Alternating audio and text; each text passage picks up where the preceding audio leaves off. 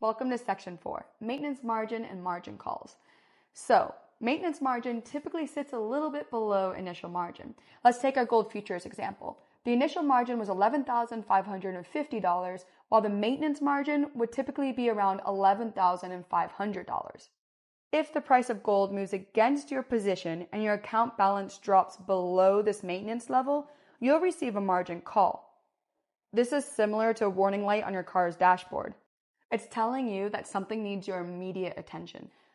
When faced with a margin call, you have three options in front of you. The first option is to put money into your account in order to meet the initial margin requirements.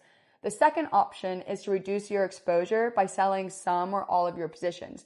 The third option, which is not recommended, is to wait for your broker to automatically close out your positions.